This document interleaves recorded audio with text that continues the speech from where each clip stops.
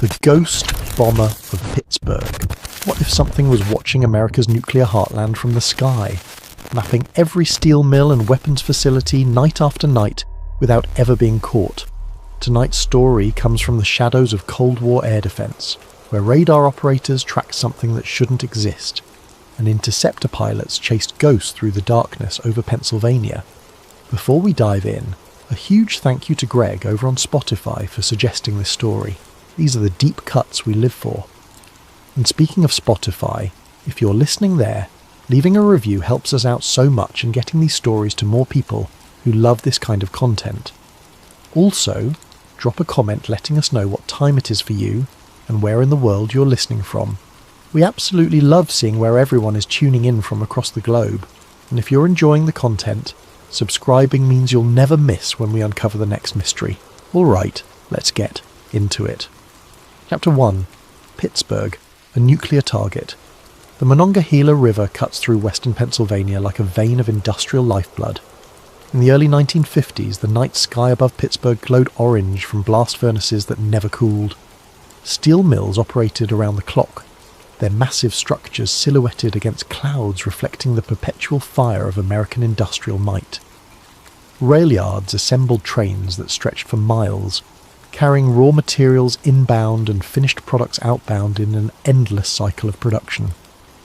Weapons manufacturing supply chains fed directly into military arsenals, preparing for potential conflict with the Soviet Union. Pittsburgh wasn't just another American city, it was a strategic asset. It was one of the beating hearts of American military-industrial capacity, and everyone in the defense establishment knew it.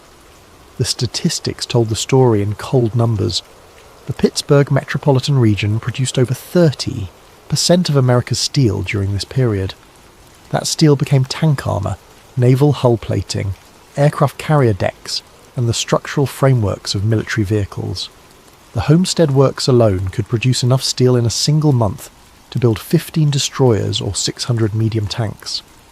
Soviet targeting documents declassified decades later would confirm what military planners already knew. American industrial centres were priority strike zones in any nuclear exchange. The logic was brutal but simple. Destroy steel production, and you cripple armour manufacturing. Eliminate rail hubs, and supply lines collapse. Take out weapons facilities, and ammunition stockpiles stop flowing to the front lines. Pittsburgh represented all three vulnerabilities in a single geographic target.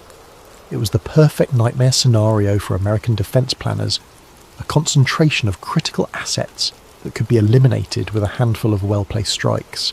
The city sat within theoretical bomber range of Soviet long-range aircraft operating from Arctic staging bases. Intelligence analysts had mapped the routes. Tupolev bombers could launch from bases in the Kola Peninsula, cross the Arctic Ocean, penetrate North American airspace over Greenland or northern Canada, and strike targets along the eastern seaboard.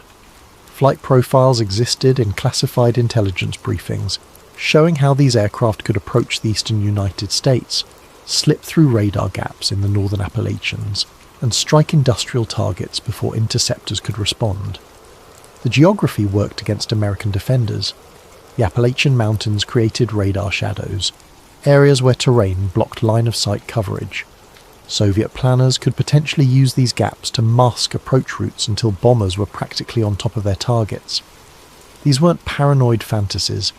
They were operational scenarios rehearsed in war rooms from Washington to Colorado Springs. Senior officers gamed out the possibilities during classified exercises. How many aircraft would reach Pittsburgh? How much damage could they inflict? How quickly could steel production be restored? The answers were sobering enough that Continental Air Defense Command maintained a network of radar stations specifically to watch the skies over western Pennsylvania. Early warning was everything. Even a few extra minutes could mean the difference between interceptors reaching bombers before weapons release or after. But what military strategists didn't anticipate was that something might already be studying those exact routes. Something that appeared on radar screens but vanished before anyone could identify it. Something that seemed to be conducting its own reconnaissance, mapping the same targets that appeared in classified Soviet planning documents. The first detection happened on a Tuesday night in October, during a routine watch shift when the most exciting event was usually tracking a commercial airliner off course. The operator who logged it had no idea he was documenting the beginning of a pattern that would haunt Air Defence Command for nearly a decade and raise questions that remain unanswered to this day. Chapter 2. The first radar event. The Air Defence Command Station sat 40 miles northeast of Pittsburgh, a windowless concrete facility surrounded by chain-link fencing and guard posts. Chain-link might seem inadequate for a military installation, but the real security was obscurity. From the road, the facility looked like any other industrial building in western Pennsylvania, unremarkable, forgettable, exactly as intended. Inside, the operations centre hummed with ventilation systems and the soft sweep of radar scopes casting green light across the faces of night shift operators. The room smelled like coffee, cigarette smoke, and the distinctive ozone scent of electronic equipment running hot. 3 radar stations occupied the main floor, each manned by a 2-person team. Supervisors rotated between positions, monitoring performance and checking logs. Technical Sergeant Robert Mallory was 6 hours into his 8-hour shift when the contact appeared. Mallory was 28 years old, originally from Ohio, and had been working radar operations for the Air Force for nearly 6 years. He'd tracked thousands of aircraft during that time. Commercial airliners, military transports, fighters on training runs, even the occasional private plane wandering off course. He knew the difference between a real contact and a false return. He knew how weather looked on radar, how birds appeared as scattered blips, how equipment glitches manifested. This was none of those things. It materialized at the edge of his radar coverage area, approximately 170 miles northwest of Pittsburgh. The return signal was faint but consistent, not the scattered reflection of weather systems or the momentary blip of radio interference. The contact appeared on 3 consecutive radar sweeps, each time in a slightly different position, tracking steadily southeast. This was solid. This was aircraft. Mallory keyed his intercom. Contact bearing 290, range 170 miles, altitude approximately 40,000 feet. The watch supervisor, Captain James Driscoll, moved to Mallory's station and studied the scope. Driscoll was career Air Force, 15 years in, with experience that included radar operations during the tail end of World War II and the early years of the Cold War. He'd seen anomalous contacts before, smugglers running dark, Soviet probes along the northern borders, experimental aircraft from American test programs that somehow failed to notify Air Defence Command. But something about this contact bothered him immediately. The altitude was wrong for a commercial flight, the location was wrong for a military exercise, and there was something about the radar return signature that didn't match anything in his experience. "Flight plan?" Driscoll asked, though he already suspected the answer. Mallory checked his logs, running his finger down the list of filed flight plans for that sector and time window. Negative. No filed plan matching that position. Transponder code? Nothing, sir. Dead silent.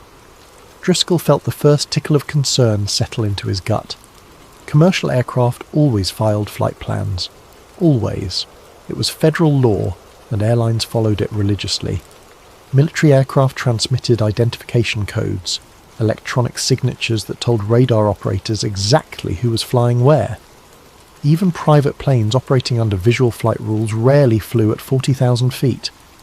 That altitude was the domain of high-altitude bombers and specialized reconnaissance platforms, aircraft that carried bombs or cameras, not passengers or cargo. "Track it," Driscoll ordered. "Log speed and heading. I want position updates every 2 minutes." For the next 12 minutes, they watched the contact move steadily southeast. Mallory calculated its velocity using successive radar sweeps, timing the movement between known reference points. Speed approximately 380 knots, heading 135 degrees, maintaining altitude 40,000 feet. Driscoll pulled out a navigation chart and traced the projected path with his finger. The line moved across Lake Erie, crossed into Pennsylvania airspace over the northwestern corner of the state and continued southeast. His finger stopped directly over Pittsburgh's industrial core, the cluster of steel mills, rail yards and manufacturing facilities that made the city a strategic asset. The coincidence was too perfect to be accidental. "Get me command," Driscoll said quietly, his voice carrying the weight of someone who understood exactly what he was looking at. The protocol was clear. Unidentified aircraft approaching critical infrastructure triggered immediate escalation. This wasn't bureaucratic overcaution. This was Cold War reality. Soviet bombers existed. Soviet targeting of American industrial capacity was documented fact. The possibility of a probe flight, reconnaissance before a potential strike, was taken seriously at every level of military command. Within 3 minutes, Driscoll was connected to the Continental Air Defense Command Center in upstate New York. He gave his report crisply, years of military discipline making his voice steady even though his pulse was elevated. Unidentified high-altitude contact, no transponder, no flight plan, heading directly toward Pittsburgh at bomber profile speed and altitude. The response came back within seconds, the voice on the other end equally professional. "Scramble available interceptors, maintain tracking, transmit updates every 60 seconds. Driscoll acknowledged and turned back to Mallory. "How long until it reaches Pittsburgh airspace?" Mallory checked his calculations. "At current speed, approximately 43 minutes, sir." 43 minutes to identify what was flying toward one of America's most critical industrial targets. 43 minutes to determine if this was the opening move of something much larger. 43 minutes before a decision point that could trigger consequences no one wanted to contemplate. Chapter 3. The Scramble Order. The alert klaxon tore through the pilot-ready room at the nearby airbase like a physical force, its wailing shriek designed to jar men from sleep into instant combat readiness. 2 F-86 Sabre pilots dropped their coffee cups, one shattering on the floor, the other clattering against a table, and sprinted toward the flight line where ground crews were already positioning aircraft for immediate launch. First Lieutenant Thomas Harker reached his plane first, yanking on his flight helmet as he climbed the ladder. His hands moved through the pre-flight routine with the automaticity of thousands of hours of training. Helmet secure, oxygen mask connected, harness straps tightened. His wingman, First Lieutenant David Chen, was 30 seconds behind, his aircraft parked 20 yards away on the parallel taxiway. The ground crew chief was shouting updates as Harker settled into his cockpit. "Unknown contact, sir. Heading toward Pittsburgh. They want you airborne in 3 minutes." 3 minutes from alert to wheels up was aggressive even by Cold War standards, but Harker and Chen had practiced this exact scenario dozens of times. The F-86's engines were already pre-warmed, fuel trucks had topped off their tanks during the previous shift, and ammunition had been loaded that morning as part of standard alert procedures. The tower gave them vectors before they even finished their engine start procedures. "Sabre Flight Tower, unknown contact, bearing 285 from your position. Altitude 40,000, heading 135, close for visual. Identification. Do not engage without authorization. Repeat, visual identification only. Rules of engagement require positive hostile confirmation before weapons release." Harker acknowledged while his hands worked through the startup checklist. Battery power engaged. Engine igniters activated. Fuel flow confirmed. The J-47 engine behind him spooled up with a rising whine that vibrated through the airframe. He could feel the aircraft coming alive beneath him, eager to fly. "Sabre 2-1, ready for immediate departure," Harker transmitted. "Sabre 2-2, ready," Chen confirmed. "Sabre Flight, you are cleared for immediate takeoff. Runway 27, contact departure on squadron frequency after wheels up." Harker released his brakes and pushed the throttle forward. The F-86 accelerated down the runway, the familiar pressure pushing him back into his seat. At 130 knots, he eased the stick back and felt the nose wheel lift. At 160, the main gear left the pavement and he was airborne, climbing into the black October sky. Chen's aircraft followed 30 seconds later, tucking into formation as they climbed through 5,000 feet. "Sabre Flight. Contact now at 120 miles from your position, maintaining course and speed," the controller reported. "Climb to Angels 40 and intercept." Angels 40, 40,000 feet. That was at the edge of the F-86's performance envelope. The Sabre was a capable interceptor, fast and manoeuvrable, but it wasn't designed for sustained flight at that altitude. The air up there was thin enough that engine performance degraded significantly, and control surfaces became mushy. Pilots described flying at 40,000 feet as more like wallowing through syrup than cutting through air. But orders were orders. Harker pushed his throttle forward, trading fuel economy for closure rate. The F-86 climbed steeply, passing through 20,000 feet, then 25, then 30. The sky outside his canopy transitioned from dark blue to black. Stars became knife-sharp points of light without atmospheric distortion. Radar contact, the controller updated, estimated closure in 15 minutes at current climb rate. Harker's hands were steady on the controls, but his mind was processing possibilities. Unidentified aircraft at 40,000 feet, heading toward Pittsburgh, no transponder. The profile fit a Soviet reconnaissance bomber. Tupolev Dufour, maybe, or one of the newer designs intelligence kept warning about. If this was Soviet, intercepting it cleanly could provide valuable intelligence. Photographs, electronic signatures, visual confirmation of capabilities. If this was hostile, things got more complicated. Rules of engagement required positive hostile confirmation before weapons release. But what constituted hostile? Failure to respond to radio calls, weapons bay doors opening, actually dropping ordnance. At 35,000 feet, Harker began scanning the darkness ahead. The moon was nearly full, providing enough ambient light to silhouette an aircraft if they got close enough. Large bombers were hard to miss at night.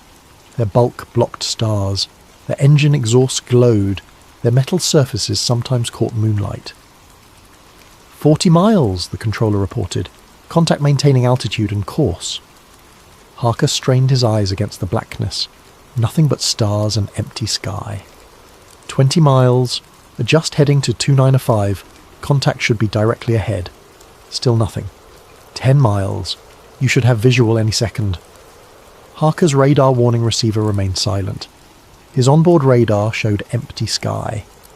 The F-86's radar was primitive compared to modern systems, but it should at least show a return from a large aircraft at close range. But according to ground stations, there was supposed to be a bomber-sized aircraft less than 10 miles ahead of him. Where was it? Negative visual, Harker transmitted. No radar contact on airborne systems. Ground confirms target is still there, the controller insisted, confusion creeping into his professional voice. Bearing 2903, altitude 41,000, 7 miles from your position. Harker adjusted his heading and climbed another 500 feet, pushing his engine to maximum performance. His windscreen filled with stars and empty darkness. No navigation lights, no silhouette, no contrails catching moonlight, no heat shimmer from engine exhausts. Nothing. Visual negative, he repeated. Sky is clear ahead. Chen's voice cut in, equally baffled. I'm not seeing anything either. No lights, no silhouette, no contrails. It's like chasing a ghost up here. The controller sounded genuinely confused now. Contact is within 5 miles of your position. Ground radar shows solid return. It hasn't turned or climbed. You should be practically on top of it. Harker scanned methodically, quadrant by quadrant, using the techniques drilled into him during night intercept training. Look for movement against the star field. Watch for anything blocking background light. Search for the faint glow of an engine exhaust. He saw none of it. The radio crackled. Sabre flight, stand by, checking radar calibration. Harker held his position, circling slowly while Chen maintained formation. For 3 full minutes they waited at 40,000 feet, burning precious fuel while ground controllers tried to make sense of what their equipment was telling them. Finally, contact fading, signal strength decreasing, no tracking data on turn or acceleration. It's just fading. Gone? Harker asked. Gone, the controller confirmed. Return to base. Ground control will handle debrief. As Harker banked his F-86 toward home, he couldn't shake the feeling that something had been up there with him. The radar operators weren't incompetent. The equipment wasn't malfunctioning. Something had been detected, tracked and confirmed by multiple systems, but when interceptors arrived there was nothing to see, like chasing ghosts. Chapter 4. Disappearance over the Steel Valley. Back at the radar station, Sergeant Mallory watched his scope in disbelief. One moment the contact had been clearly visible, moving steadily toward Pittsburgh. The next moment it simply wasn't there anymore. Not turning away, not descending, not accelerating beyond tracking range. Just gone. Captain Driscoll stood over his shoulder, equally baffled. Did it crash? No impact signature, Mallory said. It just faded off the scope like someone flipped a switch. Driscoll checked the time. Log it as unidentified loss. Note that interceptors reached projected position with negative visual confirmation. Mallory began typing his report, choosing his words carefully. Radar operators were trained to identify equipment malfunctions, atmospheric anomalies, and operator error. This fit none of those categories. The equipment was functioning normally. Weather was clear. Multiple operators had confirmed the contact independently. Something had been there, and then it wasn't. The incident report worked its way up through Air Defense Command channels. Analysts reviewed the radar tapes, checked equipment calibration logs, and interviewed the pilots. No one found any technical explanation for what had happened. The contact had displayed all the characteristics of a physical aircraft. Consistent radar return, steady speed and altitude, predictable trajectory. But it had vanished in a way that defied the physics of flight. A memo circulated among intelligence officers. Contact displayed bomber profile approaching critical industrial target. Loss of tracking occurred without explanation. Recommend continued monitoring. What no one realised yet was that this wasn't an isolated incident. It was the first of many. Chapter 5. Recurring contacts. 3 weeks later, it happened again. Different radar station, different operators, same result. An unidentified contact appeared northwest of Pittsburgh, flew a course directly toward the city's steel mills, and vanished before interceptors could make visual contact. This time, the altitude was slightly different, 38,000 feet instead of 40. The speed was marginally slower, 350 knots instead of 380. But the pattern was unmistakable. No flight plan, no transponder, no visual confirmation. Disappearance before interception. The third incident occurred in December, on a night when temperature inversions should have created ideal radar conditions. The contact was tracked for 18 minutes before fading from screens. By January, Air Defense Command had logged 5 separate events, all sharing identical characteristics. The contacts always appeared at night, typically between 10 in the evening and 3 in the morning. They always originated from the northwest, approaching from the general direction of Lake Erie. They always flew toward Pittsburgh's industrial corridor at high altitude and bomber profile speeds, and they always vanished before interceptors could close within visual range. Fighter pilots began calling them ghost contacts. Radar operators used less colourful language in their official reports, but the frustration was evident in their incident logs. Someone, or something, was repeatedly penetrating American airspace, studying strategic infrastructure, and evading every attempt at identification. Chapter 6. NORAD's Quiet Interest. The North American Aerospace Defense Command was still in its organizational infancy during this period. Created to coordinate continental air defense between the United States and Canada, NORAD operated from a growing complex of facilities designed to detect and respond to airborne threats.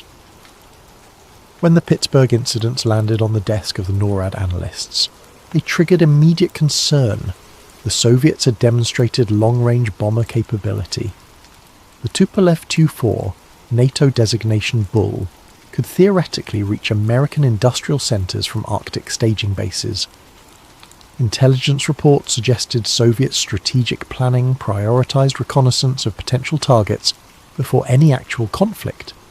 But these incidents didn't fit Soviet operational patterns. Soviet reconnaissance flights typically operated near coastal boundaries, probing radar coverage and response times. They rarely penetrated deep into continental airspace, and when they did, They usually maintained courses that allowed for rapid withdrawal. The Pittsburgh contacts showed none of that caution. They flew directly toward high-value targets, seemingly unconcerned about detection or interception. A classified working group was assembled to review the incidents. The group included Air Force intelligence officers, radar systems specialists, and strategic analysts. With top-level security clearances, they began by eliminating possibilities. Weather phenomena? Ruled out. Atmospheric conditions varied across the incidents, and radar operators had confirmed solid returns consistent with physical aircraft. Equipment malfunction? Ruled out. Multiple radar stations had tracked the contacts independently.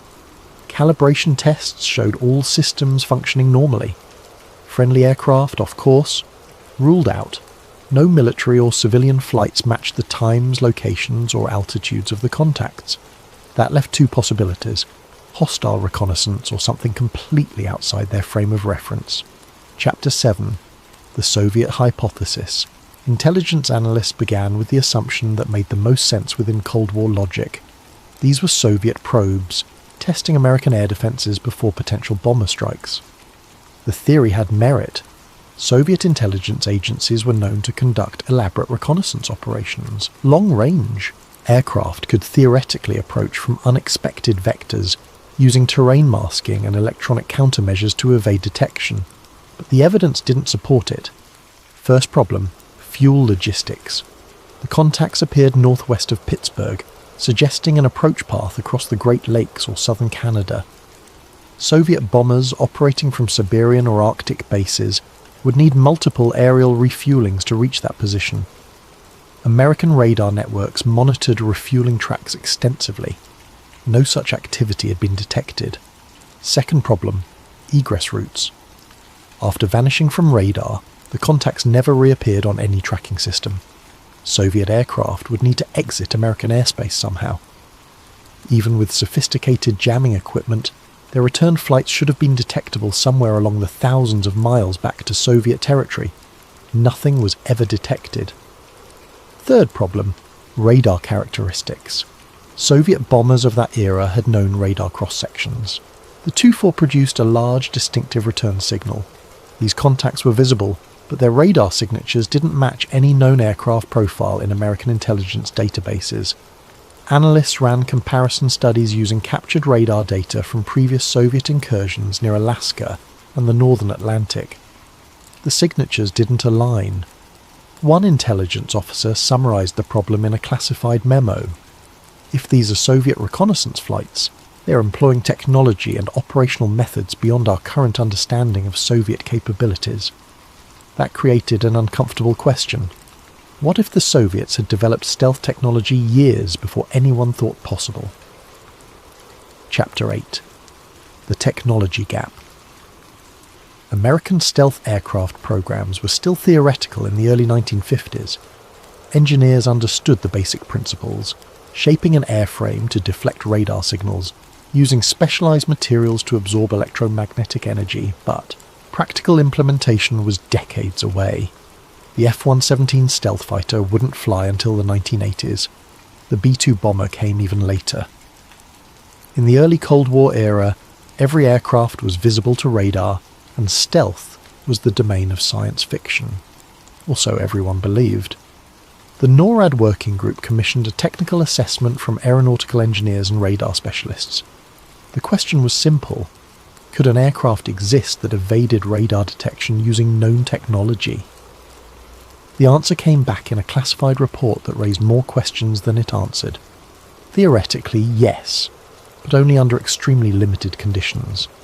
An aircraft could reduce its radar signature through careful design, possibly enough to confuse some tracking systems. But complete invisibility to multiple radar installations simultaneously?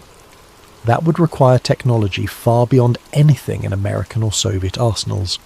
The report noted that the contacts weren't actually invisible. They appeared clearly on radar for extended periods before vanishing. That suggested active jamming or some form of electronic countermeasures, but again, the methods were more sophisticated than anything intelligence agencies had documented. One engineer included a speculative addendum. If these contacts represent an actual aircraft employing radar evasion technology, we are observing capabilities that exceed our theoretical understanding by approximately 20 to 30 years. The implications were staggering. Either the Soviets had made an unprecedented technological leap, or something else was flying over Pittsburgh. The conspiracy framing became impossible to avoid. If these weren't Soviet aircraft and they weren't American aircraft, then what were they? Chapter 9. The Industrial Surveillance Pattern. In March, an Air Force intelligence analyst named Major Richard Kowalski began plotting the radar contacts on a large-scale map of western Pennsylvania. He marked each detection point, each flight path, and each location where contacts had disappeared. A pattern emerged immediately. The flight paths didn't just pass over Pittsburgh, they methodically traced routes that covered every major industrial facility in the region. One contact had flown directly over the US Steel Homestead Works, one of the largest steel production facilities in the world. Another had passed above the Edgar Thomson Steel Works along the Monongahela River. A third had tracked the Baltimore and Ohio Railroad's main freight yards. Kowalski added a new layer to his map: river systems. The Monongahela, Allegheny, and Ohio rivers formed the backbone of Pittsburgh's transportation infrastructure. Barges carried coal, iron ore, and finished steel products along these waterways. The radar contacts had followed these rivers with remarkable precision. He added another layer: munitions and weapons facilities. Pennsylvania housed several defense contractors, producing artillery shells, small arms ammunition, and vehicle armor. The contacts had passed near virtually all of them. Kowalski wrote up his findings in a memo that would later be classified at a level above top secret. Analysis suggests systematic surveillance of strategic industrial infrastructure. Flight paths indicate intelligence gathering consistent with target identification for potential military strikes. In other words, something was mapping America's industrial heartland with the precision of a prelude to war. Chapter 10. Witness on the ground. Not all the evidence came from radar screens and pilot debriefings. Some of it came from ordinary people who happened to be looking up at the wrong moment, or perhaps the right moment, depending on how you viewed what they saw. On a clear night in April, a security guard named Frank Kozlowski was conducting his rounds at a steel mill along the Monongahela River. Frank was 62 years old, a veteran of World War II who'd worked security at the mill for 17 years. He knew every inch of the facility, every gate, every building, every shadow that moved in the night. The facility operated continuously, 3 shifts covering 24 hours, and Frank's job was to patrol the perimeter, checking gates and watching for unauthorized access. It wasn't glamorous work, but it was steady, and Frank took pride in doing it well. He carried a flashlight, a clipboard for logging his rounds, and a thermos of coffee that he'd refill from the break room every few hours. At approximately 1:15 in the morning, Frank stepped outside the main office building to smoke a cigarette. The mill had rules about smoking indoors, fire hazard in a facility where sparks and molten metal were everyday occurrences. So Frank stood on the concrete pad outside the door, lit his lucky strike, and let his eyes adjust to the darkness beyond the pool of light from the building's exterior lamps. The night was unusually quiet. Even the distant hum of blast furnaces seemed muted, though Frank knew that was probably just his imagination. Steel production never stopped. Somewhere in the massive complex, furnaces were melting iron ore, rollers were shaping red-hot steel, and workers were operating machinery that could kill you if you weren't careful. He looked up out of habit, a reflex from decades of living under open sky before the war, during the war, and after it. Growing up on a farm in western Pennsylvania, he'd learned to read weather in cloud formations and anticipate rain by watching how stars appeared through atmosphere. Even in the industrial glow of Pittsburgh, he still looked up. What he saw made him forget about his cigarette entirely. A shadow was moving across the stars, not like a cloud. Clouds had irregular edges and moved with wind patterns Frank could recognize. Not like a bird. Birds didn't fly that high or that slowly. This was a defined shape, triangular and massive, blocking starlight as it passed overhead. Frank's first thought, absurdly, was that one of the mill's massive cranes had somehow detached and was floating away. But that made no sense. Cranes didn't fly. Nothing that large flew except aircraft. An aircraft made noise. Engine roar. The rush of air over wings. Something. This made no sound at all. He estimated it was at least as large as a football field, though judging size at altitude in darkness was difficult. The shape was distinct against the star field. A wide triangle with blunted corners, moving with the point forward. It travelled slowly and deliberately south along the river, following the same path that barges used during daytime. Frank stood transfixed, cigarette burning forgotten between his fingers, watching the shadow pass overhead. He could make out no details, no lights, no windows, no surface features.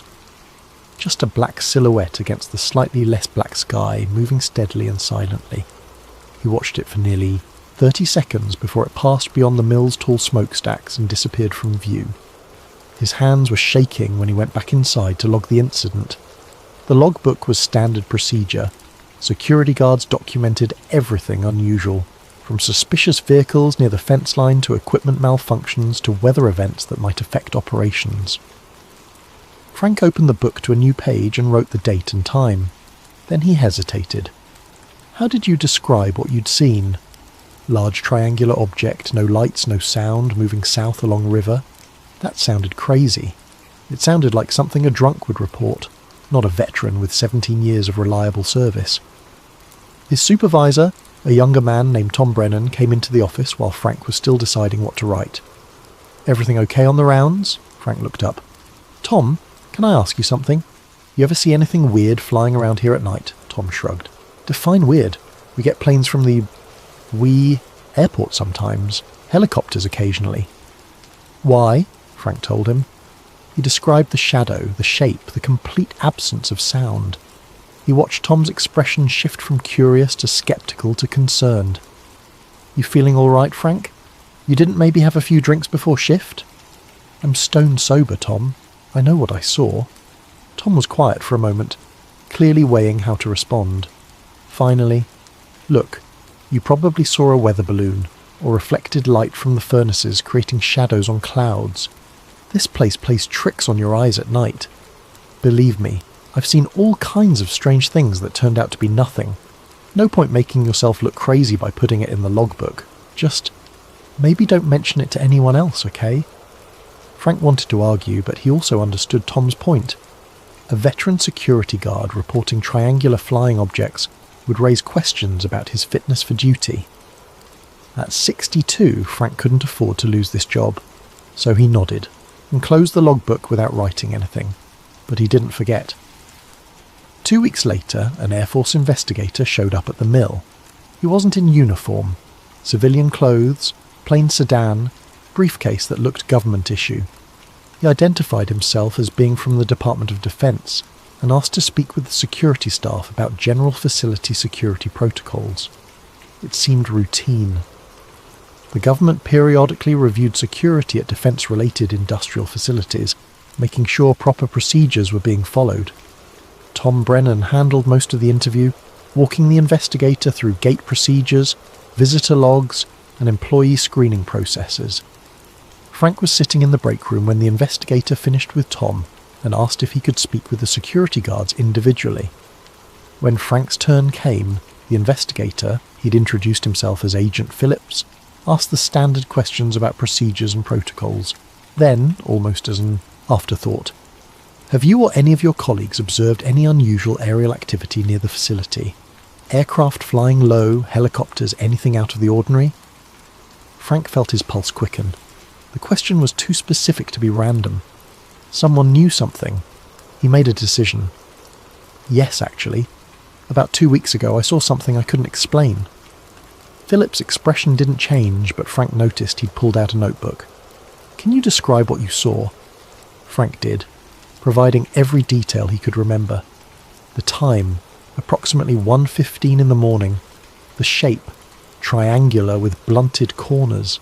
The size, comparable to a football field, though he admitted judging altitude and scale was difficult. The movement slow and steady following the river south. the complete absence of sound or visible lights. Phillips made notes without comment, but Frank noticed his hand was writing very quickly. When Frank finished, Phillips asked several follow-up questions. How long had he observed it? Had anyone else seen it? Had he reported it? Frank answered honestly. 30 seconds of observation. No other witnesses he knew of. No official report because his supervisor had discouraged it. Phillips closed his notebook. Thank you for the information. One more question. Have you ever seen anything similar before that night? No, sir. And since that night? No, sir. Phillips stood and shook Frank's hand. I appreciate your cooperation. What you've told me will be included in our facility security review. I'd ask that you not discuss this observation with anyone outside official channels. Sometimes these things have simple explanations, but we take all reported incidents seriously. The words were polite and professional, but Frank heard the underlying message. Keep this quiet. After Phillips left, Tom Brennan pulled Frank aside. What did you tell him? He asked about unusual aerial activity. I told him what I saw. Tom looked worried. Frank, I told you. He asked directly, Tom. I wasn't going to lie to a federal investigator. Tom sighed but didn't push further. And Frank never learned what happened to his report, though he sometimes wondered if it ended up in a file somewhere, cross-referenced with radar data and pilot observations. What Frank didn't know, what he couldn't have known, was that analysts would later compare timestamps and discover his sighting occurred during a radar contact event. Something had appeared on Air Defense Command screens at nearly the exact time and location where Frank had been standing outside the steel mill. Visual confirmation from the ground matched electronic tracking from above. Whatever was flying over Pittsburgh, it was real enough to block starlight, real enough to show up on military radar, and real enough that the Department of Defense was quietly interviewing witnesses and documenting observations in files that would remain classified for decades. Chapter 11. The Classified Report. By the summer, NORAD had compiled enough incidents to warrant a formal briefing. The classified report ran 73 pages and included radar tapes, pilot testimony, technical analyses, and strategic assessments. The document was titled Unidentified Aerial Surveillance over Strategic Industrial Targets, Western Pennsylvania Theatre. It opened with a straightforward summary. Between October of the previous year and June of the current year, Continental Air Defense Command radar stations detected 16 separate incidents of unidentified aircraft operating at high altitude over the Pittsburgh industrial region. All contacts displayed consistent characteristics: no flight plan, no transponder identification, high altitude flight profiles, and direct approach paths toward critical infrastructure. Despite multiple interceptor scrambles, no visual confirmation was achieved. Contacts routinely disappeared from radar tracking before interception could occur. The report acknowledged the Soviet hypothesis but noted significant problems with that theory. It described the flight path analysis showing systematic coverage of industrial targets. It included Frank Kozlowski's ground observation, along with 3 other civilian sightings that had been quietly collected. The conclusion section was notably cautious. The origin, nature, and purpose of these contacts remain unconfirmed. Evidence suggests deliberate reconnaissance of strategic targets, but operational methods do not match known Soviet capabilities. Alternative explanations, including experimental domestic aircraft programs or unconventional intelligence gathering methods, cannot be ruled out but lack supporting documentation. In other words, we don't know what this is. The report ended with recommendations for enhanced radar coverage, modified interceptor protocols, and continued monitoring. But it stopped short of declaring a definitive threat or identifying a specific adversary. Internally, Air Force intelligence officers began referring to the contacts using a term that appeared in handwritten notes but never made it into official documents. Ghost bombers. The name stuck. Chapter 12. The sudden end. And then, as mysteriously as they had begun, the incident stopped. The last confirmed radar contact occurred in early December. An unidentified aircraft appeared northwest of Pittsburgh at 11:23 in the evening, followed its now familiar route toward the steel mills and vanished before interceptors could respond. The radar operators logged it with the same detailed procedures they'd developed over months of tracking these contacts. Speed, altitude, heading, duration of contact, all documented meticulously. After that, silence. Weeks passed with no new detections. Radar operators continued their watches with heightened vigilance, expecting another contact at any moment. They logged routine commercial traffic and the occasional military exercise. They tracked weather systems and maintained their equipment with obsessive precision. But the ghost bombers never returned. Then months. January turned to February, February to March. Spring arrived in western Pennsylvania, and still nothing appeared on the radar screens. The operators began to wonder if whatever had been flying over Pittsburgh had simply moved on to other targets, other regions, other objectives. NORAD analysts studied the timeline exhaustively, searching for explanations. Had Soviet reconnaissance efforts shifted to other regions? The intelligence community watched for increased activity along other borders, other approaches. They found nothing unusual. Had the ghost bombers gathered all the intelligence they needed? Analysts reviewed what the contacts could have observed during their flights. Every steel mill, every rail yard, every manufacturing facility along the flight paths. The systematic coverage was complete, perhaps. Reconnaissance was simply finished. Had detection protocols improved enough to make further incursions too risky? This seemed plausible.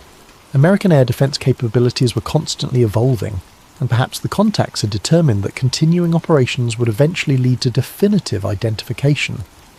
No conclusive answers emerged from the analysis. The pattern had simply ended. What did happen, though, was a wave of radar system upgrades. New installations went online throughout the northeastern United States in the months following the last ghost bomber contact. Coverage gaps that had existed in the Appalachian region were systematically closed. Detection ranges were extended through new antenna designs and improved signal processing. Tracking protocols were modernized, incorporating lessons learned from the ghost bomber incidents. Whether this was a response to the incidents or part of a broader air defense modernization program already in the pipeline was never publicly clarified. Budget documents from the period show significant increases in Continental Air Defense Command funding.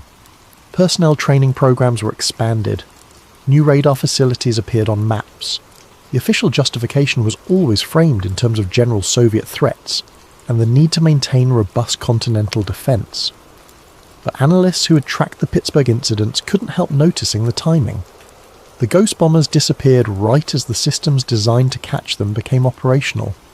It was as if whatever had been conducting reconnaissance knew exactly when continued operations would become too dangerous. One analyst included a speculative note in a classified memo. Possibility exists that surveillance operations were terminated upon detection capability improvements.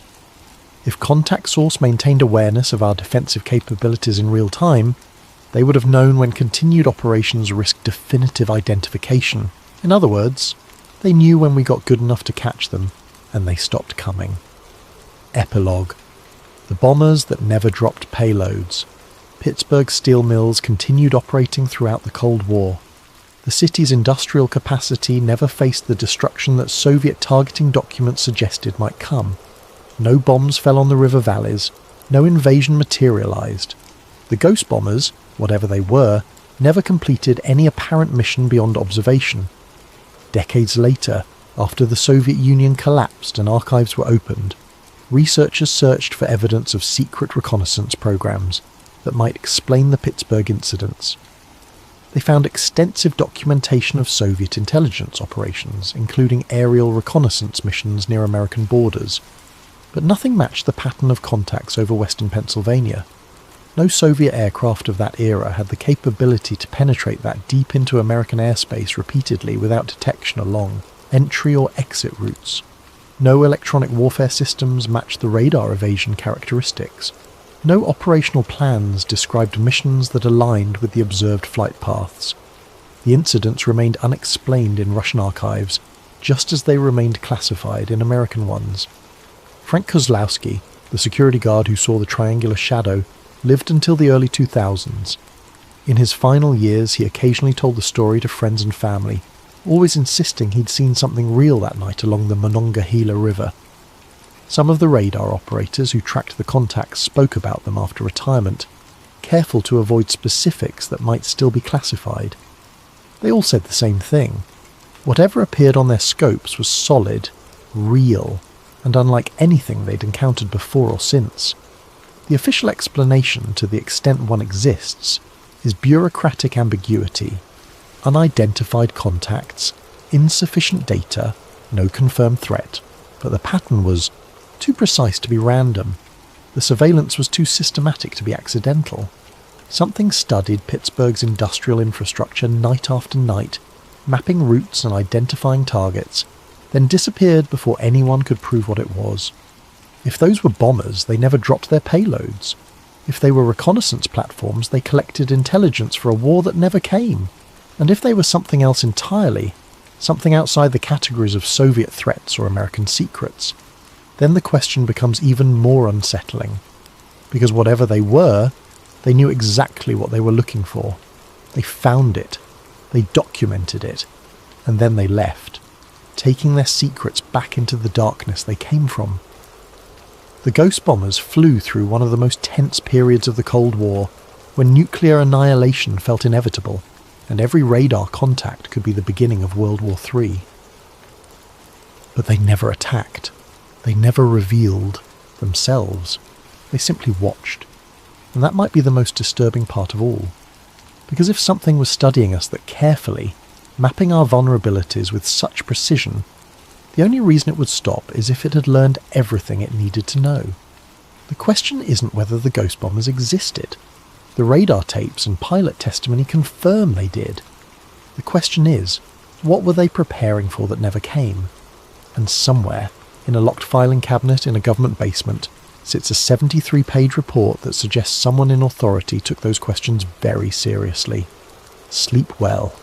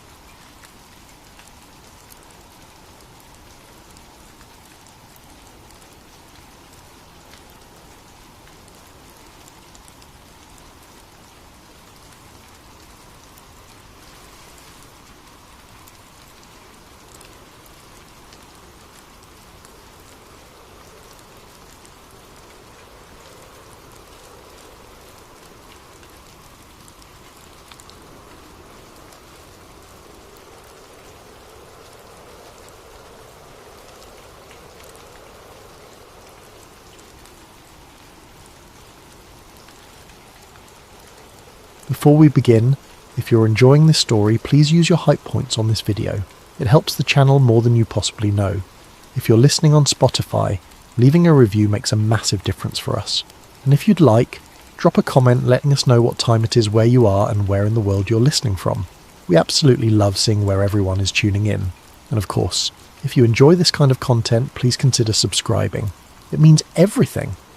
I also want to give a huge thank you to Jeff Anon for suggesting this topic. This one's for you. Now, let's begin. Look up at the night sky. What do you see? Stars. Maybe the moon.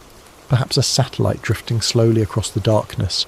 A moving point of light that doesn't twinkle like the distant suns around it. If you're in a city, the glow of light pollution might wash out most of the cosmos, leaving only the brightest objects visible. If you're in the countryside, away from human illumination, you might see thousands of stars, the Milky Way stretching across the heavens like a river of light. But regardless of where you are, regardless of how clear the night, there's something you cannot see. Something invisible yet absolutely crucial to the world you live in. The infrastructure. Modern civilization doesn't run on roads anymore, not primarily. It doesn't run on railways or shipping lanes or fibre optic cables alone. It runs through the sky. Through a layer of space beginning just 60 miles above your head and extending out to 22,000 miles, a region where thousands upon thousands of machines circle the Earth, transmitting the invisible signals that hold our technological world together. Think about your day. You woke up to an alarm on your phone.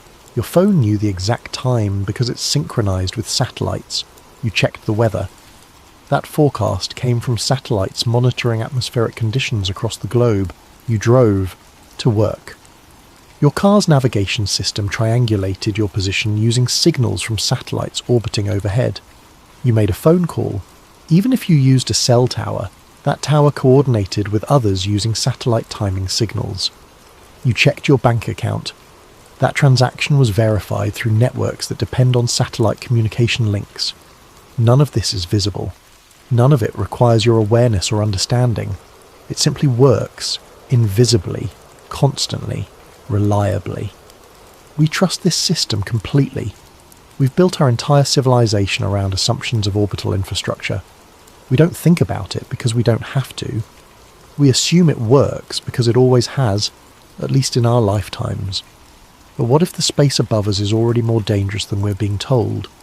What if the very technology we depend on is creating a threat that could shut down orbital access for generations? What if debris from old satellites and destroyed spacecraft is accumulating faster than anyone publicly admits? And what if the people who know about this threat, the scientists and military officials and space agency administrators who monitor orbital space, have decided that public awareness would cause more damage than the crisis itself? Tonight, we're going to explore a conspiracy theory that doesn't require aliens or secret bases or exotic technology. It requires only physics, politics, and the uncomfortable truth that sometimes the most dangerous lies are the ones told through silence. Sometimes the greatest threats are the ones we're actively discouraged from discussing. This is the story of the orbit we're not allowed to talk about. This is the story of a problem that might already be past the point of solving, unfolding in the darkness above our heads while we sleep, unaware and unwarned. This is the story of the Cascade. Chapter 1.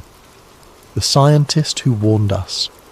In 1978, a NASA scientist named Donald J. Kessler published a paper that most people have never heard of. The paper had a technical title, the kind that only specialists would read: Collision Frequency of Artificial Satellites, the Creation of a Debris Belt. It appeared in the Journal of Geophysical Research, a respected but hardly mainstream publication. It wasn't classified, it wasn't secret. It was simply ignored by anyone outside a small community of orbital mechanics experts and space debris researchers.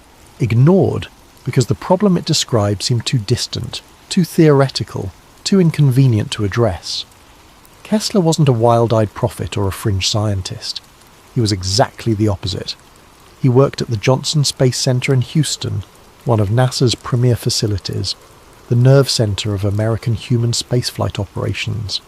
His job involved tracking orbital debris, cataloguing the fragments of destroyed satellites, and spent rocket stages that accumulate in the space around Earth.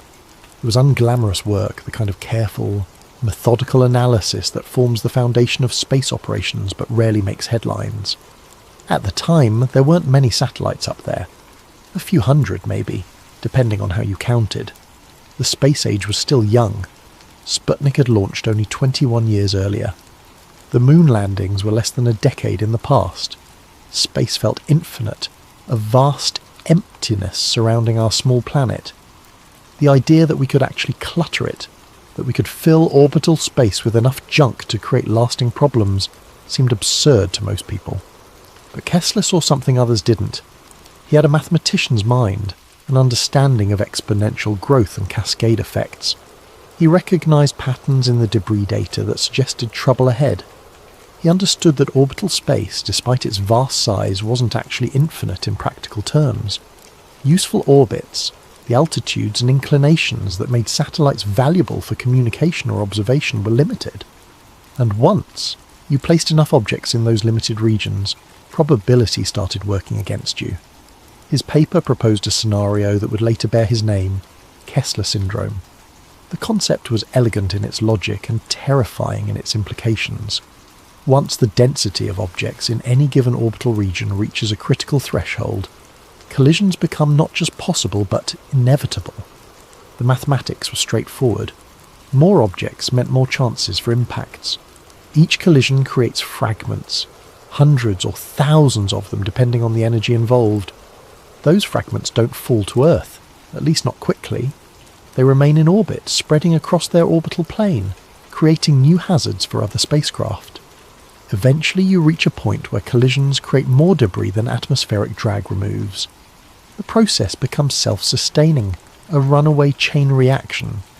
One collision leads to fragments that cause more collisions, creating more fragments, in an exponential cascade that fills orbital regions with billions of high-velocity projectiles moving at speeds where even a paint fleck can punch through metal.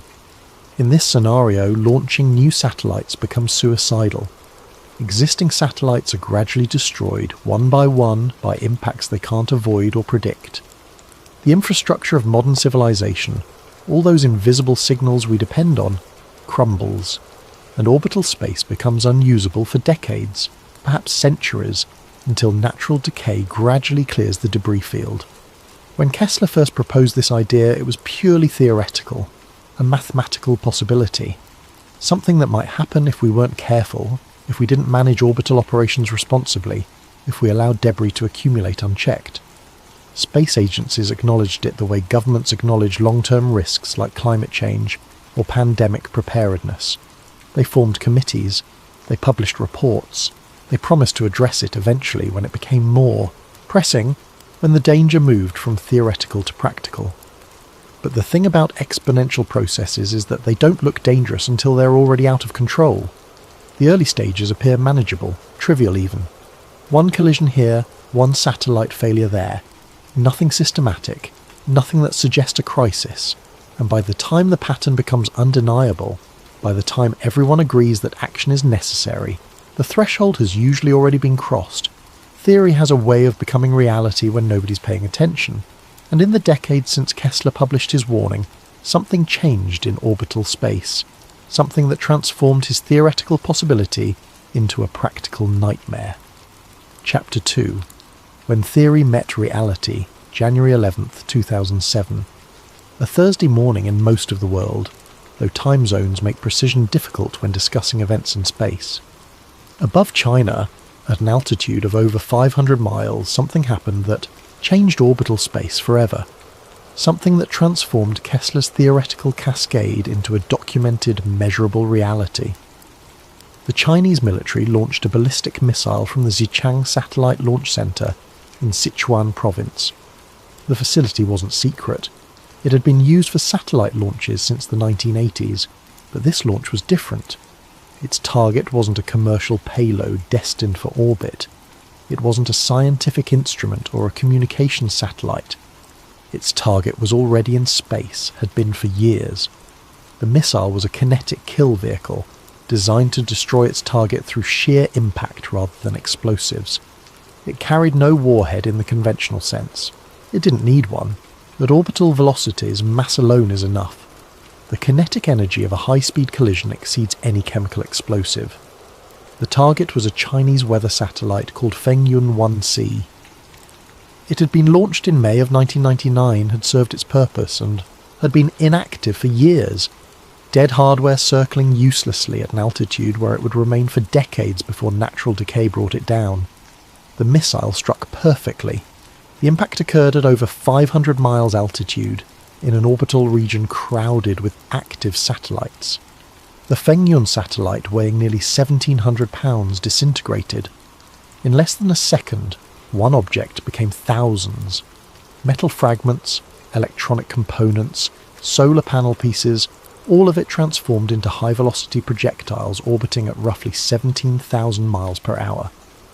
The immediate aftermath was tracked by ground-based radar systems across the world. American military installations, part of the Space Surveillance Network, watched the debris cloud expand. Official estimates, published months later after extensive analysis, suggested the impact created more than 3,000 trackable pieces of debris. Trackable meant fragments large enough for ground-based radar to detect and catalogue generally objects larger than about 4 inches in diameter. But that number represented only what could be seen. The actual debris count was far, far higher. Smaller fragments, pieces ranging from paint flecks to fist-sized chunks of metal, numbered in the tens of thousands, possibly hundreds of thousands. These objects were too small to track individually, but still large enough to cause catastrophic damage to any spacecraft unlucky enough to encounter them. At orbital velocities a pebble hits with the force of a hand grenade, this wasn't an accident. It wasn't a malfunction or an unexpected event. It was a deliberate test, a demonstration of capability. China wanted the world to know it had the technology to destroy satellites, to hold orbital infrastructure at risk, to level the playing field in space-based military operations. The strategic implications were immediately clear to anyone paying attention.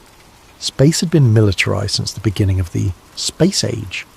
Spy satellites had photographed adversaries since the 1960s. Communication satellites carried military traffic. Navigation systems guided weapons. But actual warfare in space, the physical destruction of spacecraft, had been avoided. It was understood as escalatory, dangerous, potentially catastrophic. The Chinese test broke that taboo. It demonstrated that anti-satellite weapons were operational and effective. It showed that any nation with intermediate-range ballistic missile technology could threaten satellites, and it created a precedent that other nations would inevitably follow. The international response was muted and, in retrospect, completely inadequate. The United States issued diplomatic protests. The State Department called the test irresponsible and dangerous. Other nations expressed concern. There were calls for new treaties governing space weapons, for international cooperation on debris mitigation, for responsible behaviour in orbit. But there were no real consequences, no punishment, no enforceable rules. China had violated no treaty because no treaty existed prohibiting anti-satellite tests. The Outer Space Treaty of 1967 banned weapons of mass destruction in orbit, but said nothing about conventional weapons or debris creation. International space law, such as it existed, had no teeth and no enforcement mechanism. And the debris? It's still up there, all of it, moving at over 17,000 miles per hour, spread across multiple orbital planes, creating a permanent hazard zone that will persist for decades. At the altitude of the Fengyun impact, orbital decay is extremely slow. Some fragments will remain in orbit for more than a century. They can't be collected. They can't be removed. They can only be avoided, tracked and worried about. The debris clouds spread according to orbital mechanics. Fragments in slightly different orbits gradually separated, creating a shell of hazards across the entire orbital plane. Satellites operating at similar altitudes faced new dangers. Collision warnings increased. Avoidance maneuvers became more frequent. The International Space Station, orbiting at a lower altitude but still potentially affected by some of the debris, implemented new procedures for monitoring and responding to threats. This was the moment Kessler's theory stopped being theoretical. The cascade had been triggered, not through negligence or accident, but through deliberate military action. One satellite had been transformed into thousands of fragments. The debris creation rate had jumped dramatically in a single event, and it set a precedent, a template that other nations would follow in the years to come, each adding their own contribution to the growing cloud of orbital hazards. But here's what makes this event particularly significant for our story. The public reaction was surprisingly minimal. Outside of space industry circles and military strategic planning, most people never heard about it. It made news briefly, then disappeared from headlines.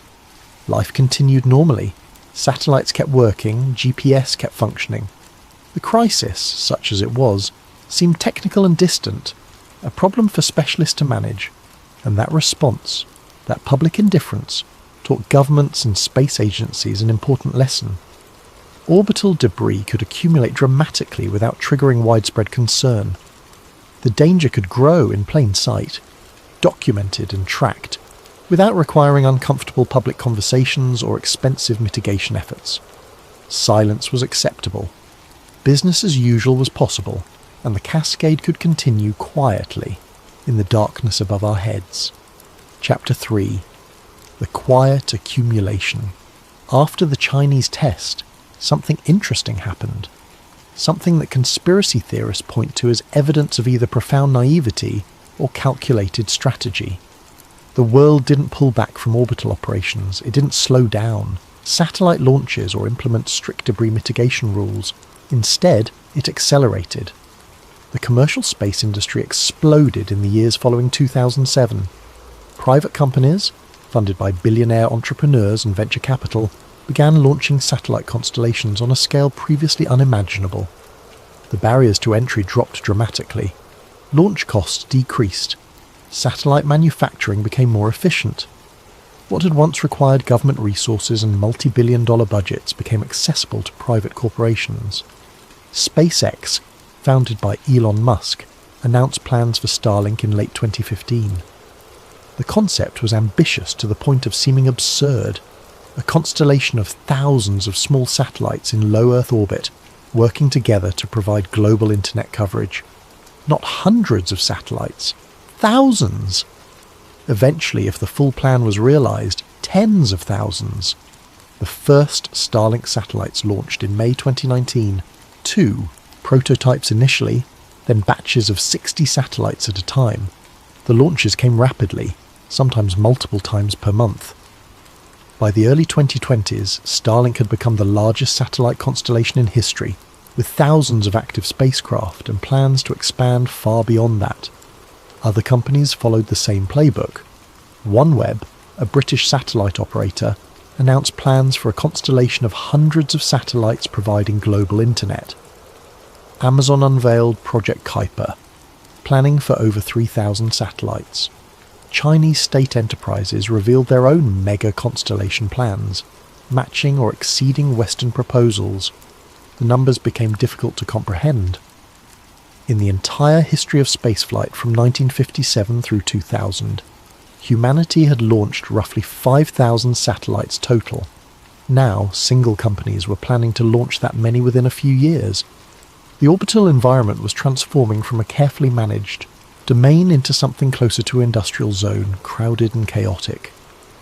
By the early 2020s, there were more satellites in orbit than at any point in human history. Not hundreds, not a few thousand. The tracking system struggled to maintain accurate counts because the numbers changed daily. Conservative estimates suggested over 10,000 active satellites by 2023, with plans to increase that number by a factor of 10 within the decade. This expansion was celebrated as progress, as technological achievement, as the democratization of space, access to satellite internet in remote areas, global connectivity bridging the digital divide, economic opportunity in orbital operations. The narrative was relentlessly positive, focused on benefits and possibilities rather than risks and consequences. But here's where the conspiracy theory takes hold. Here's where the official story starts to look suspicious to people who pay attention to patterns rather than press releases. What if this normalization of orbital congestion wasn't accidental? What if the rapid commercialization of space, the rush to fill orbital regions with thousands of new satellites, served a strategic purpose beyond profit and global connectivity? What if creating a crowded orbital environment provided cover for other activities, made tracking more difficult, and allowed classified operations to hide among civilian infrastructure? Consider the basic problem of space surveillance. Tracking systems can only monitor so many objects with precision. Every new satellite added to the environment increases the computational burden, divides limited attention across more targets, creates more potential conjunctions to evaluate. As the number of objects grows, the quality of tracking necessarily decreases. There's only so much radar time, so much processing capacity, so many analysts to review data. Now imagine you're a military planner, you operate classified satellites, spacecraft whose purposes and capabilities you'd prefer adversaries didn't understand. In a sparse orbital environment, those satellites stand out.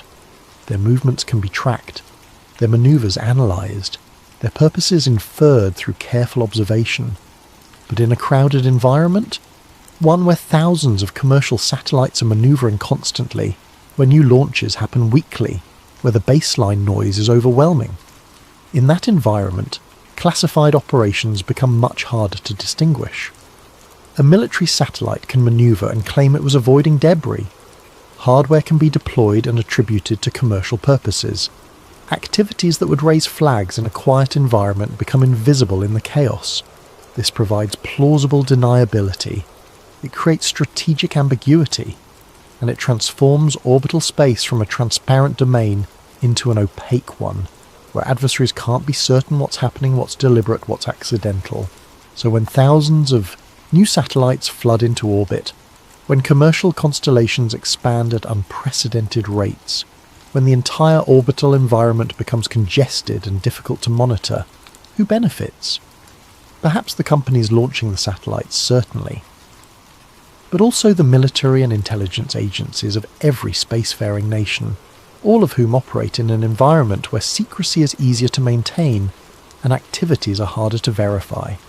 Conspiracy theorists go further.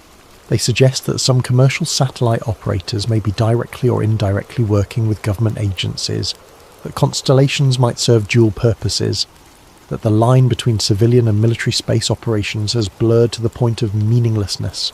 They point to government contracts, to security clearances held by company executives, to coincidences in launch timing and orbital configurations. Whether these specific claims are true or not, the larger pattern is undeniable. Orbital space has become crowded at exactly the moment when clarity and transparency would be most valuable for managing the debris problem. The congestion that makes Kessler syndrome more likely also makes tracking and accountability more difficult. And perhaps most tellingly, this explosion in satellite numbers happened with relatively little public debate. No environmental review of orbital space, no impact assessment for adding tens of thousands of new objects to a region already struggling with debris. No international treaty limiting constellation sizes or requiring coordination. Just companies announcing plans and governments issuing licenses, and the launches proceeding as fast as rockets could fly. The orbital commons became privatised and crowded in less than a decade, and by the time anyone thought to ask whether this was wise, whether the environmental impact had been considered, whether the long-term consequences outweighed short-term benefits, thousands of satellites were already overhead and thousands more were approved and funded and ready to launch. Congestion became the new normal, and in that environment, accountability became impossible. Chapter 4. The Incidents We Hear About. November 15th, 2021. Early morning in Moscow, late evening in Houston, where Mission Control coordinates operations for the International Space Station. Astronauts aboard the station, representatives from the United States, Russia and other partner nations, received an urgent alert through their communication systems. The message was brief and alarming. Prepare for possible emergency evacuation. Close hatches between modules. Move to the docked spacecraft capable of returning to Earth. A debris event was unfolding, and the space station was potentially in danger. The reason? Russia had just conducted an anti-satellite test, destroying one of its own defunct satellites called Cosmos 1498. The satellite had been launched in 1982, had completed its mission decades earlier, and had been dead hardware drifting in orbit ever since. Now it was fragments, thousands of them, spreading across the orbital plane used by the space station. The weapon used was a DAASAT, a direct ascent anti-satellite missile launched from the Plesetsk Cosmodrome. Like the Chinese test 14 years earlier, it was a kinetic kill vehicle. Pure impact, no explosives necessary. The collision occurred at an altitude of roughly 300 miles, low enough that the debris would eventually re-enter Earth's atmosphere and burn up, but high enough that the decay would take years or decades. The destruction created over 1,500 pieces of trackable debris according to official estimates. As with the Chinese test, the actual number including smaller fragments was far higher. The debris spread according to orbital mechanics, forming a cloud that intersected with the space station's orbital path multiple times per day. Astronauts remained, in their spacecraft for hours, ready to evacuate if debris predictions suggested imminent collision. They wore their launch and entry suits. They reviewed emergency procedures. They waited while ground controllers calculated trajectories and assessed risks. The immediate danger passed. No impacts occurred. The space station survived. But the threat remained. The debris cloud was permanent, or at least as permanent as anything in low Earth orbit. For months afterward, the station performed avoidance maneuvers, using thrusters to adjust its altitude whenever predictions suggested close approaches. The crew maintained heightened awareness, ready to shelter in their spacecraft at short notice. Russian officials described the test as controlled and safe. They insisted there was no danger to the space station or other spacecraft. They characterized it as a routine defensive operation, a demonstration of capability, a response to perceived threats from other nations developing their own anti-satellite systems. International condemnation followed swiftly. The United States called the test reckless and irresponsible. NASA Administrator Bill Nelson issued a statement expressing outrage that Russia would endanger astronauts, including their own cosmonauts aboard the station. Other space agencies worldwide expressed concern. The European Space Agency, the Canadian Space Agency, the Japanese Space Program all issued statements criticizing the action. But as with the Chinese test, condemnation didn't translate to consequences. Russia faced no sanctions specifically for the debris creation. No international body had authority to punish the action. The Outer Space Treaty remained silent on anti-satellite tests. Space law, such as it existed, had no enforcement mechanism and no penalties. The debris remained, spreading, multiplying the hazard zones, adding to the growing shell of high-velocity fragments encircling the planet. Every piece another potential collision, every fragment another contribution to the cascade that Kessler had warned about decades earlier. Here's what makes this event particularly significant for conspiracy theorists. The response was entirely predictable. Condemnation without consequence, concern without action. Strong words followed by business as usual. The international community expressed outrage at Russia's actions, and then continued their own satellite operations without meaningful change. This pattern raises uncomfortable questions. If the debris problem is as serious as scientists claim, why is the international response so tepid? Why are nations conducting anti-satellite tests despite knowing the consequences? Why does condemnation never translate to enforceable agreements or actual consequences? One explanation is simply geopolitical reality. Space is a strategic domain. Nations compete for advantage. Anti-satellite weapons provide leverage, and no country wants to constrain its own capabilities through treaties that adversaries might violate. But conspiracy theorists propose a darker interpretation.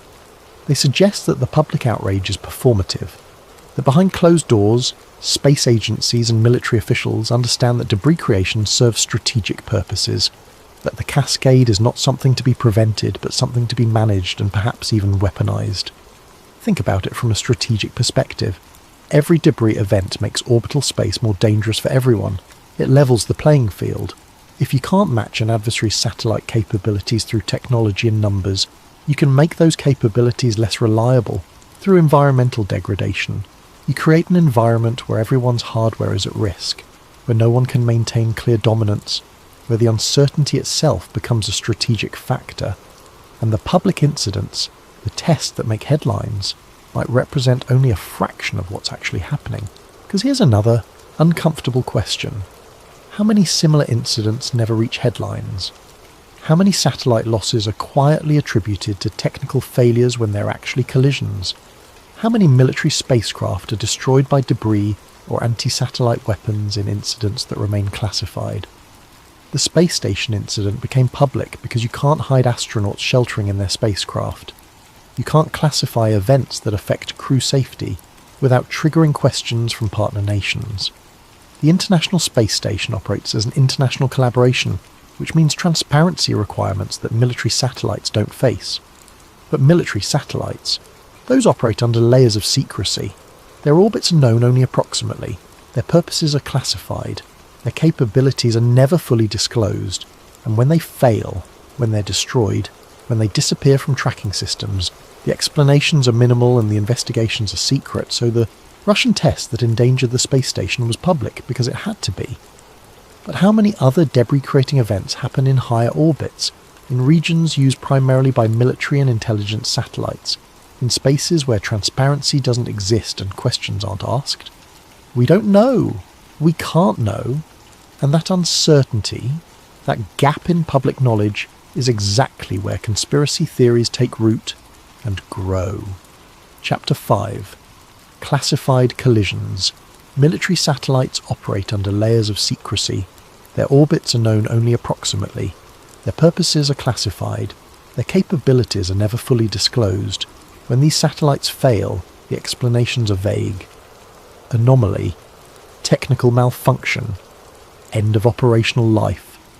But satellites designed to last 15 years sometimes fail after 3. Spacecraft with redundant systems suddenly stop communicating. Objects that were functioning perfectly go dark without warning. Official channels rarely provide details. The satellite is lost. The investigation is classified. The case is closed. Conspiracy theorists point to specific examples.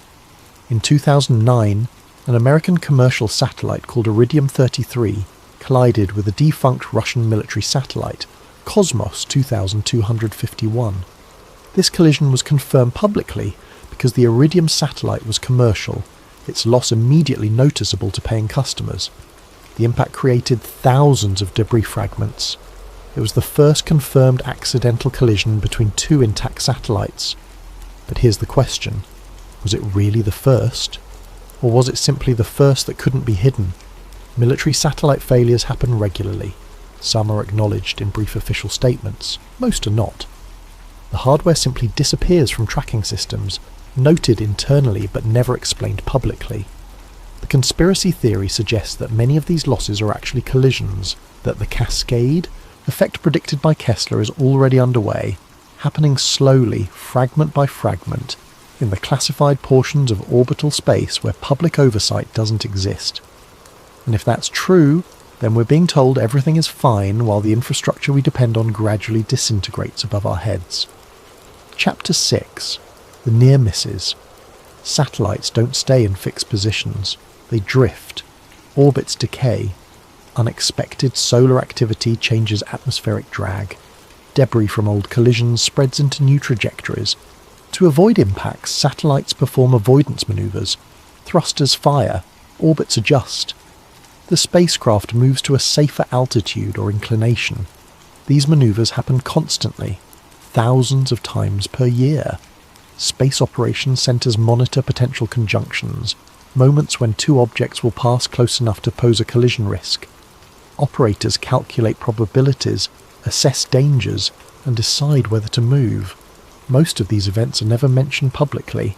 They're routine, expected, part of normal operations, but the frequency is increasing. As orbital congestion grows, so do close calls. Satellites that once maneuvered a few times per year now maneuver monthly, sometimes weekly. The operational burden grows with every new launch, every new constellation, every additional fragment. Engineers working in satellite operations quietly admit what public statements don't. The margin for error is shrinking. The buffer zone that once felt comfortable now feels precarious. There are more objects moving faster, in an environment that offers no room for mistakes. And here's where it gets unsettling. Maneuvers require fuel. Fuel is finite. Satellites launched with enough propellant for their planned mission lifetime, plus a safety margin. But if avoidance maneuvers become too frequent, that margin disappears. The satellite runs out of fuel years before its planned end of life. What happens then? It becomes a derelict. Another piece of debris. Another hazard for other satellites to avoid. The conspiracy theory suggests this is already happening. That some satellite operators are facing an impossible choice. Maneuver constantly and run out of fuel early, or accept higher collision risks and hope for the best. Either way, the problem compounds, and nobody talks about it publicly because admitting the danger would undermine confidence in the entire orbital infrastructure. Chapter 7. The weaponization theory. There's a darker interpretation of all this. A theory that the debris problem isn't just a consequence of carelessness or commercial expansion. It's a weapon. Think about it strategically. Nations compete for dominance in space. Satellites provide military advantages, reconnaissance, communication, navigation, early warning systems. Destroying an adversary's satellites would cripple their capabilities, but direct attacks are acts of war. They're provocative. They invite retaliation. They cross lines that even hostile nations hesitate to cross openly. Debris offers something different. Plausible deniability. Imagine this scenario.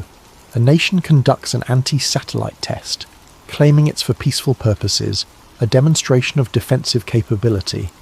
The test creates debris. That debris spreads across orbital planes used by adversaries. Satellites begin failing, not immediately, not all at once, slowly, one by one. Each loss explained as a technical failure or micrometeorite impact. No direct attack, no smoking gun, just a gradual degradation of capability that can't be definitively traced back to the original debris event. This is denial strategy. Make orbital space so dangerous that everyone loses access equally.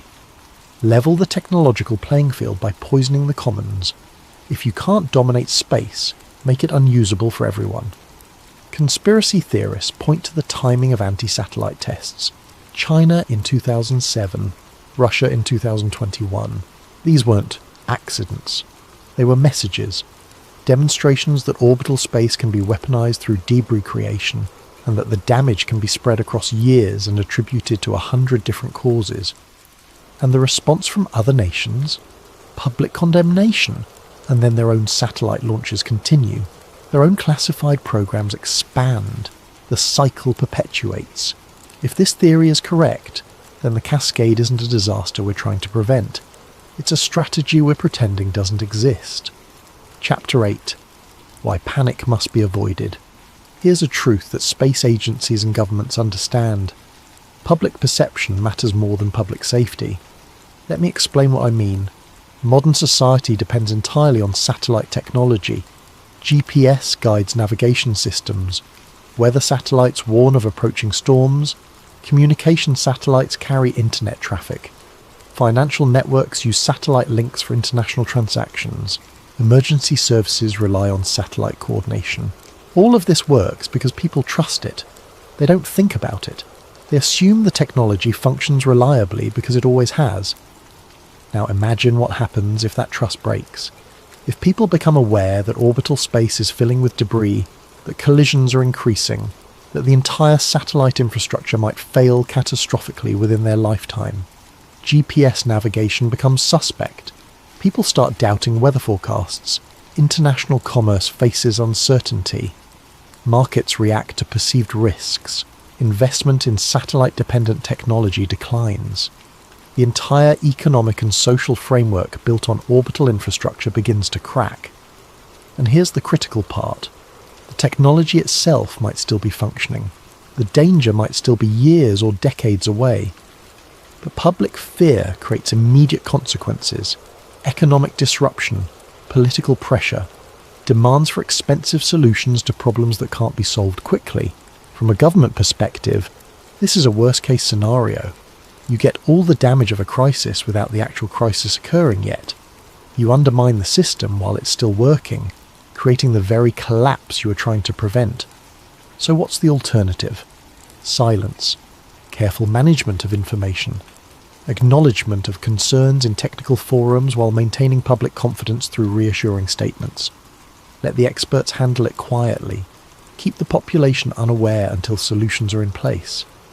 Conspiracy theorists argue this is exactly what's happening, that space agencies and governments have decided that public awareness of the debris problem would cause more damage than the problem itself. That stability depends on keeping people ignorant of the danger accumulating above them, and if that's true, then every official statement about space safety needs to be read as public relations rather than public information. Chapter 9. The Threshold Question.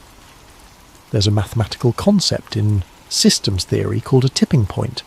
It's the moment when a gradual change becomes irreversible, when a process that was building slowly suddenly accelerates beyond control. Climate scientists talk about tipping points in ice sheet melting. Ecologists discuss them in relation to ecosystem collapse, and orbital debris experts debate whether such a point exists for Kessler syndrome. The question is deceptively simple. Is there a specific density of objects in orbit beyond which cascading collisions become inevitable? A threshold we can measure and avoid crossing? Some scientists argue yes. They propose models suggesting that certain orbital regions are approaching critical density. They advocate for active debris removal, stricter launch licensing, mandatory deorbiting systems.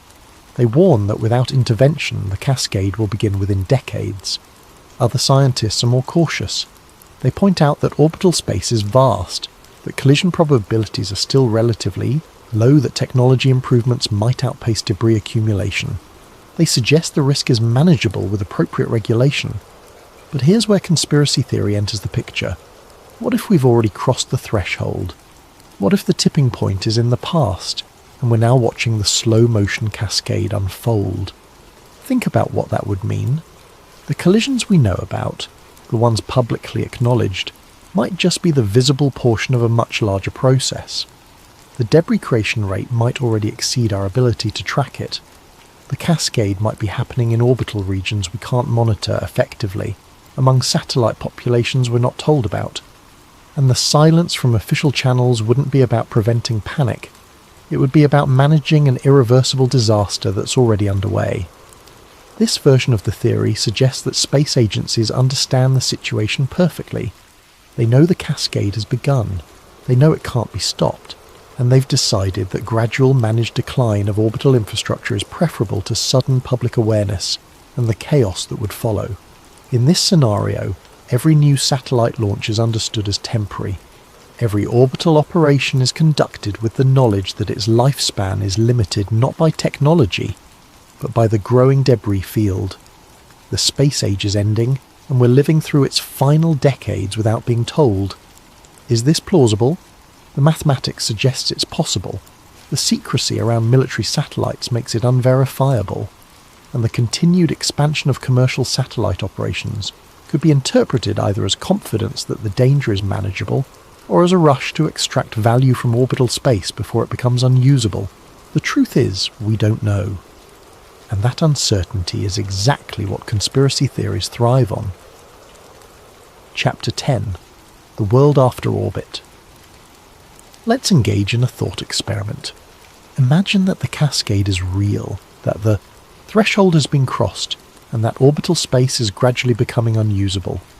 What would that world look like? It wouldn't be apocalyptic, not in the way disaster movies portray. Civilization wouldn't collapse overnight, the lights wouldn't go out, society wouldn't descend into chaos. Instead, it would be a slow erosion, a gradual return to capabilities we had decades ago.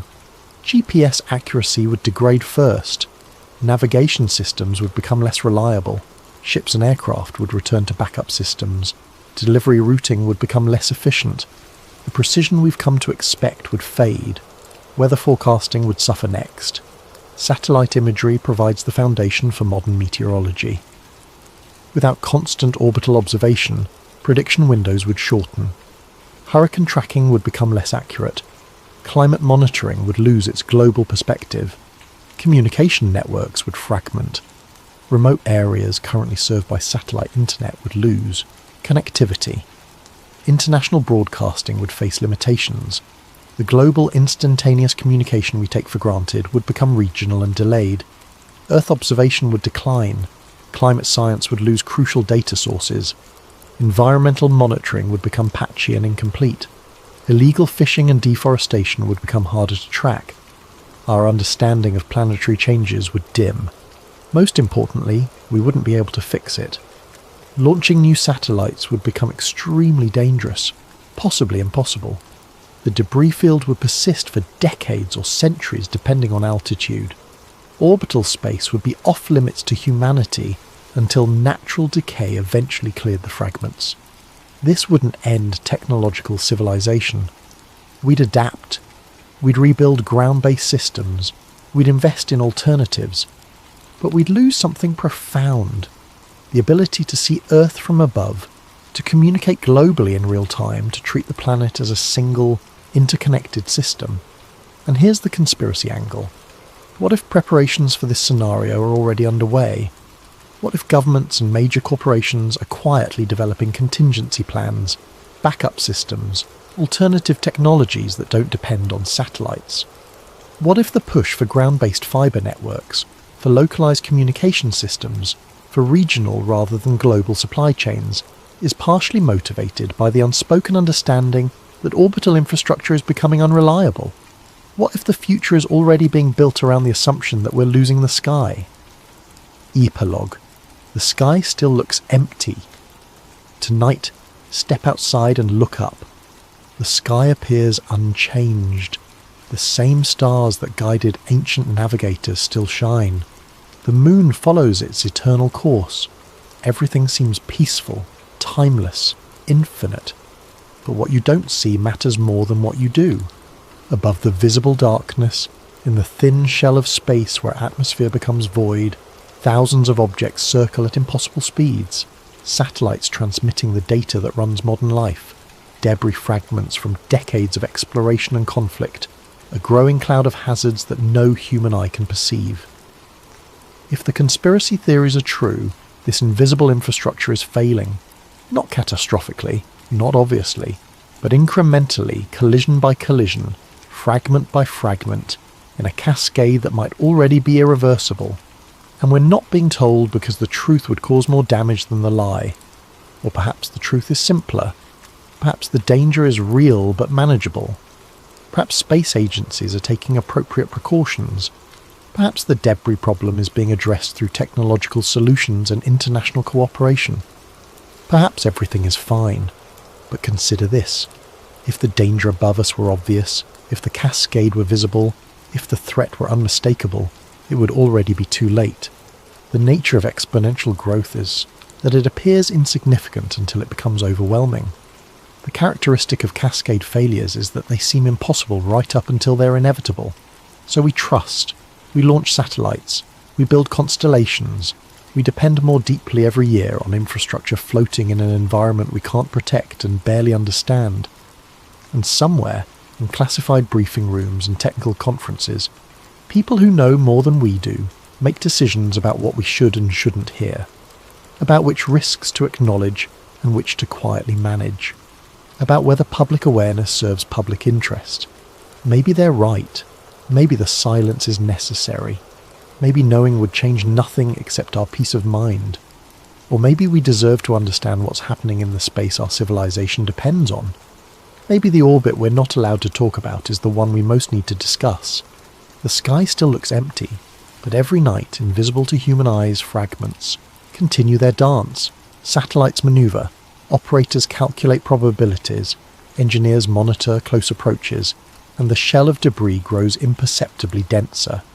One day, perhaps soon, perhaps in generations, someone will look up at that same peaceful sky and wonder when we lost it, when the infrastructure failed, when the cascade became undeniable, and they'll ask why no one warned them, why the danger was kept quiet, why the crisis was allowed to build in silence. We might not have a good answer. Only the same excuse authorities have always given when hiding uncomfortable truths. We thought it was for the best. We didn't want to cause panic. We believed we had time. But in the end, what we don't see can hurt us. What we're not told can shape our future. And the space above our heads, invisible and taken for granted, might be the most important place no one's watching. The orbit we're not allowed to talk about continues. The satellites keep launching, the debris keeps accumulating, and the question remains unanswered. Are we being protected by silence, or betrayed by it? Tonight, as you drift towards sleep, know that above you, moving faster than bullets, a cloud of human-made debris circles endlessly. It might be nothing. It might be everything. And the fact that you weren't supposed to think about it might be the most telling detail of all. Sweet dreams. And remember, the sky is always watching, even when we're not watching back.